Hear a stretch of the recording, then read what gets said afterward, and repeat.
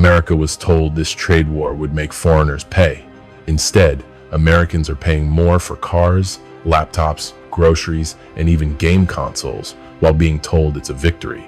Tariffs were sold as a weapon against China, but they landed squarely on U.S. wallets. At the same time, the man who raised those tariffs is openly cheering for a weaker dollar, shaking markets, spiking gold prices, and flirting with inflation. This isn't chaos, it's a strategy. Or is it? If tariffs drain consumers and a weak dollar erodes trust, who actually wins this game and who's quietly funding it? Tariffs sound heroic in speeches.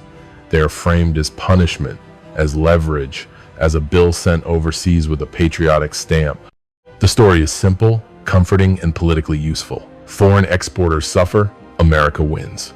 Reality is messier, colder, and far more expensive. Because tariffs do not arrive at the border with a foreign government credit card attached. They arrive as invoices handed directly to American companies, paid in dollars, before a single product ever reaches a shelf.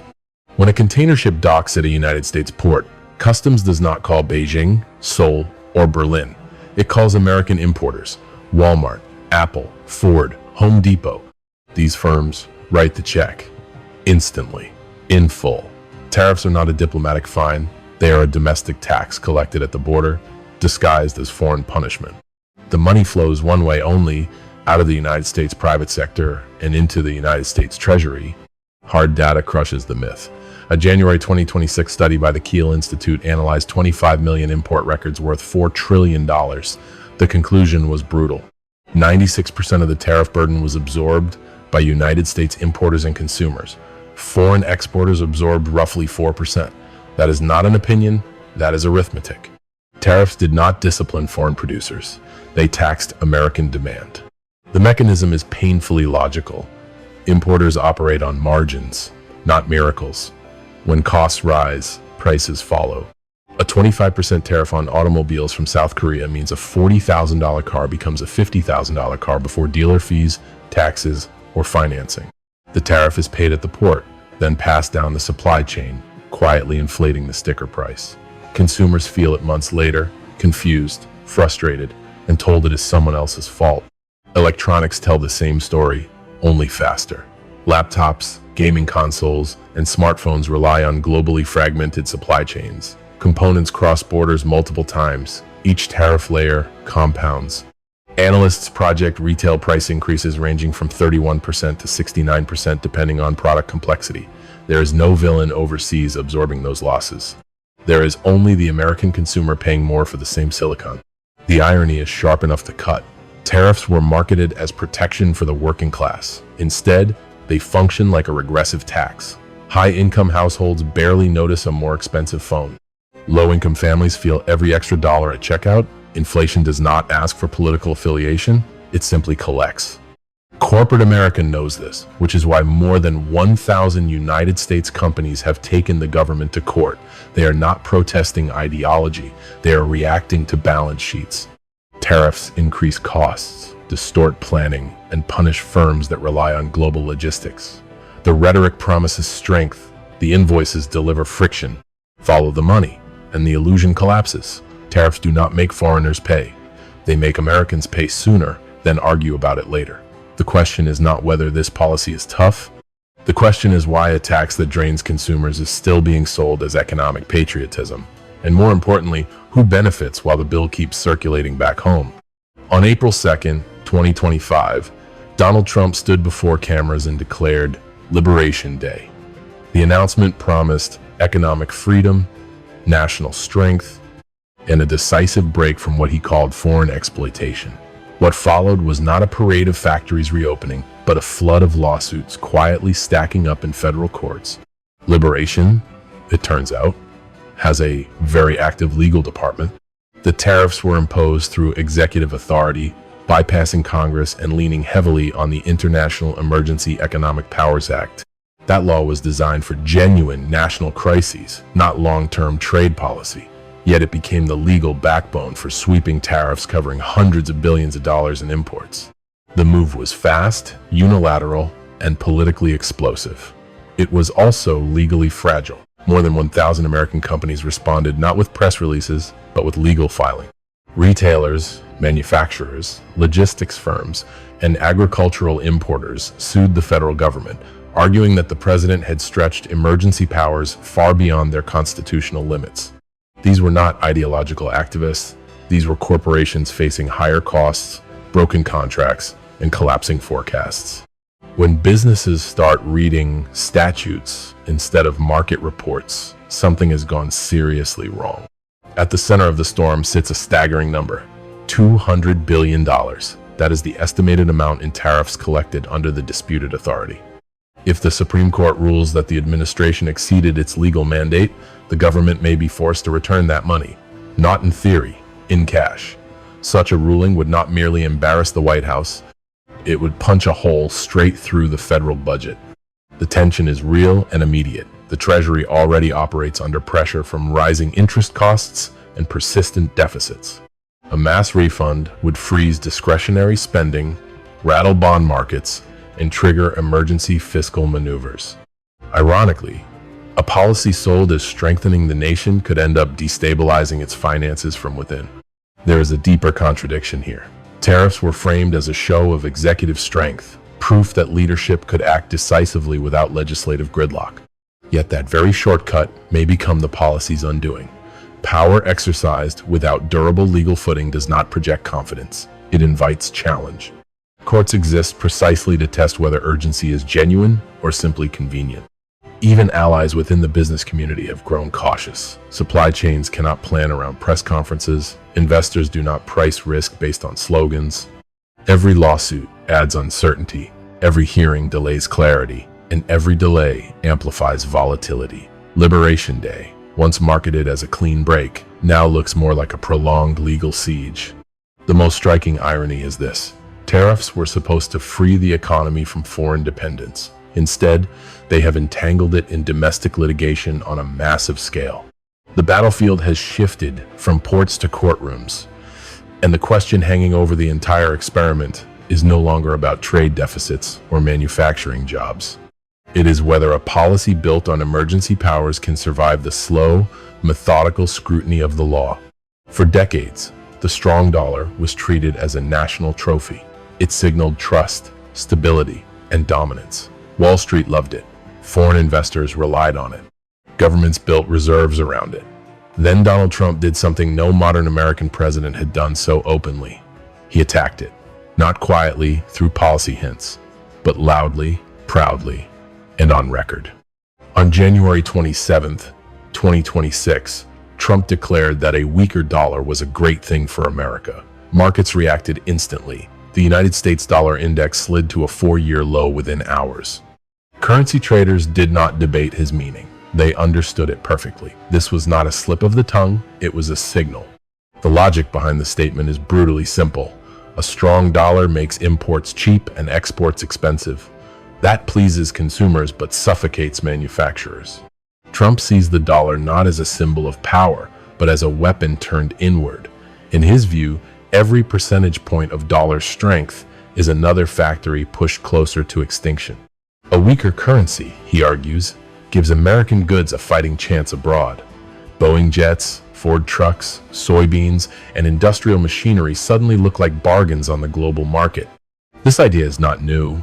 The Plaza Accord of 1985 achieved something similar through coordinated action with allies. The difference is enormous. That agreement was negotiated quietly, multilaterally, and carefully. The so-called Mar-a-Lago Accord exists only in rhetoric and pressure. No treaty, no partners.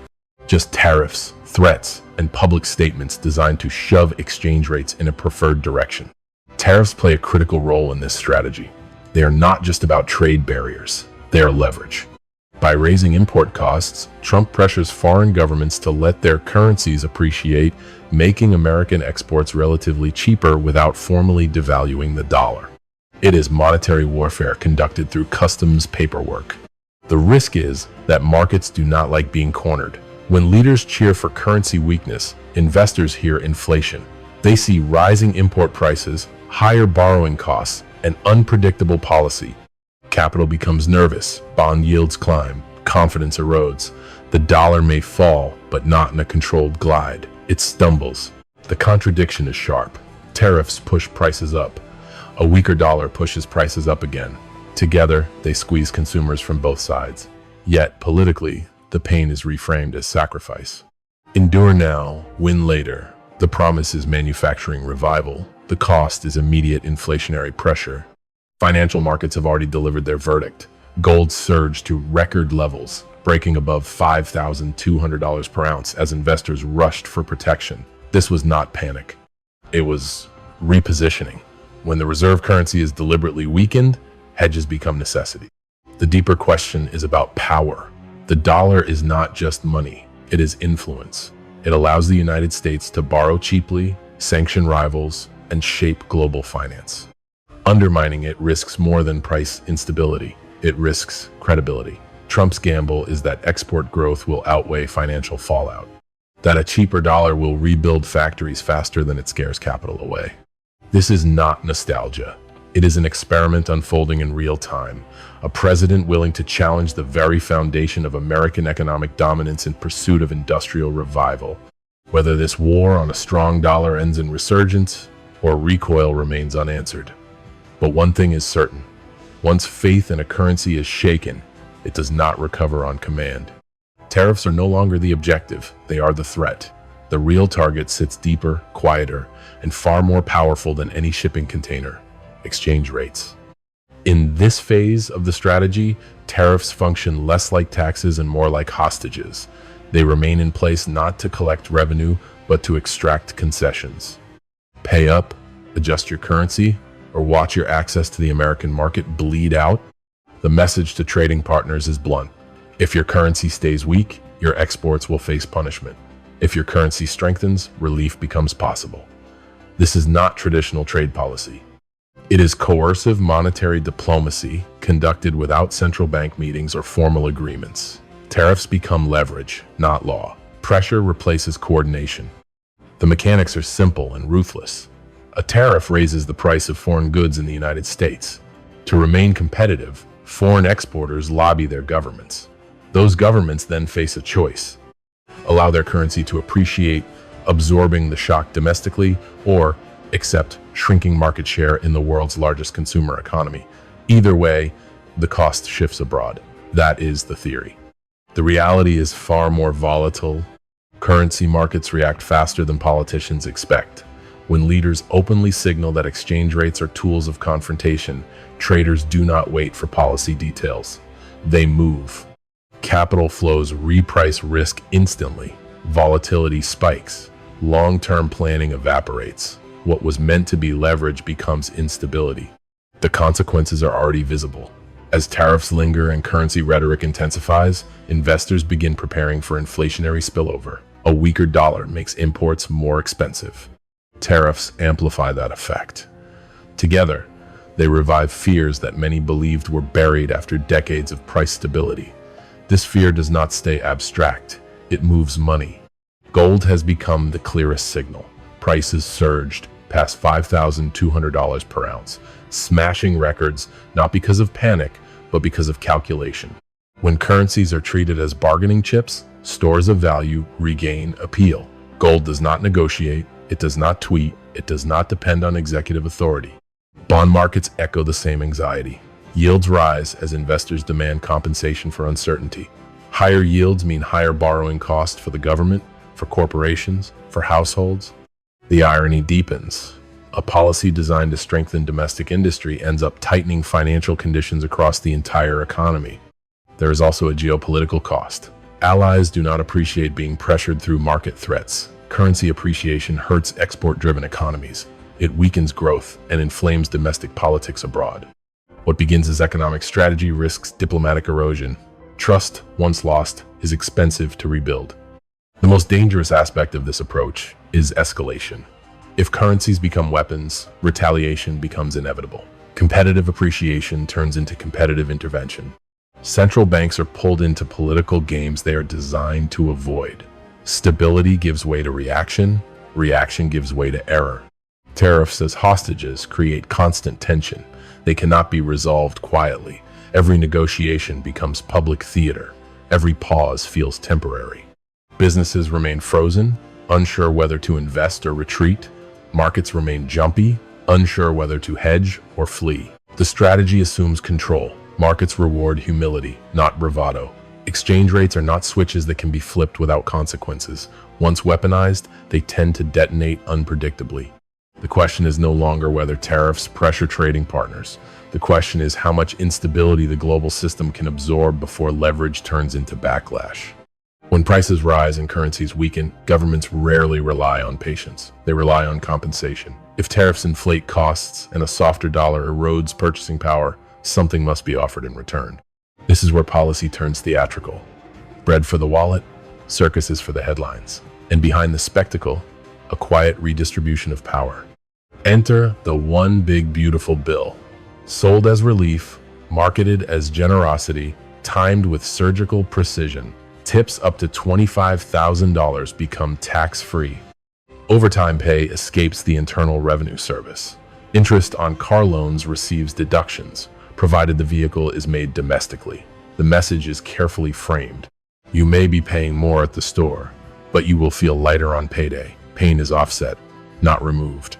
This is not accidental. Tariffs create inflationary pressure. A weaker dollar magnifies it.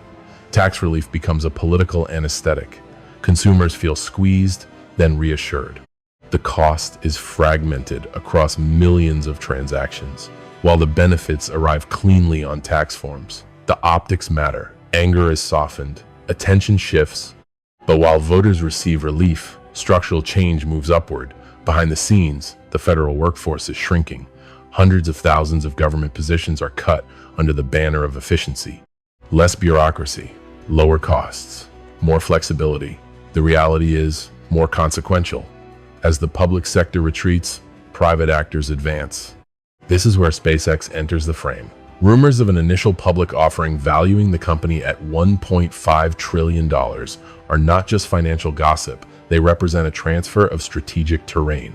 Space exploration, satellite networks, global communications. Functions once dominated by governments increasingly sit in corporate hands. The state steps back, capital steps forward. A weaker dollar accelerates this shift. Asset prices inflate, equity valuations surge.